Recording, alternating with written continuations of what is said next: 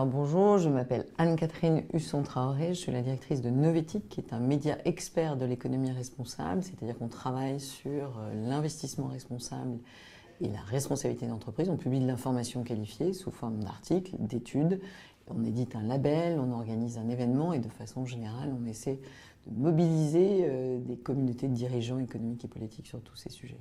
On est une filiale du groupe Caisse des dépôts. L'idée étant que parmi les acteurs français qui essaient de bousculer un peu les façons de raisonner en fait, qu'on a depuis plusieurs dizaines d'années aujourd'hui, on fait partie de ceux qui poussent plutôt du côté des investisseurs ou des entreprises à valoriser ce qu'elles peuvent faire en termes de démarche, de responsabilité, de prise en compte de nouveaux éléments, en particulier environnementaux et sociaux. Alors, une entreprise performante, on a l'habitude depuis des années de considérer que c'est parce qu'elle a des bons résultats financiers. Mais seulement les résultats financiers, c'est un tout petit bout de la lorgnette. Ça dit juste qu'elle a une bonne trésorerie et qu'elle fait un chiffre d'affaires suffisant, très largement supérieur à ses charges. Ça ne dit rien de la qualité de ses produits, de leur capacité d'innovation, du fait qu'elle garde ou non des clients, ou si elle traite et respecte bien ses salariés. Tout ça, c'est pas dans des résultats financiers. Donc aujourd'hui, il est pour nous clé de considérer qu'il y a une performance globale de l'entreprise. Alors nous, on travaille plus à regarder comment les investisseurs travaillent eux-mêmes à identifier avec des indicateurs qui sont les leurs, les entreprises les mieux disantes sur des critères environnementaux, sociaux et de gouvernance. Alors nous n'évaluons pas la performance environnementale, sociale ou de gouvernance des entreprises. Nous regardons comment les investisseurs eux-mêmes analysent cette performance, quels indicateurs ils mettent en place et nous comparons justement leurs diverses pratiques et nous publions des études là-dessus. En revanche, ce qui est important aujourd'hui, et c'est là aussi un élément clé, c'est que nous, on pousse à la notion d'indicateur de performance environnementale, sociale et de gouvernance de la gestion financière.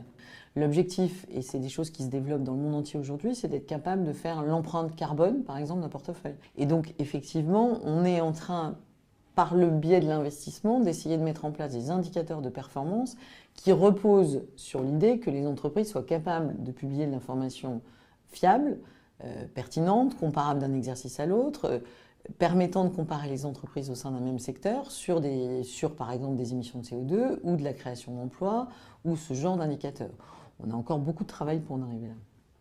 Alors, mesurer la performance globale d'une entreprise, c'est un travail en progrès. Donc aujourd'hui, Novetic fait partie des acteurs qui poussent à une logique qu'on appelle le reporting intégré, qui consiste à s'appuyer sur quelques indicateurs financiers et extra-financiers pour expliquer de façon synthétique comment une entreprise crée de la valeur à tous les sens du terme.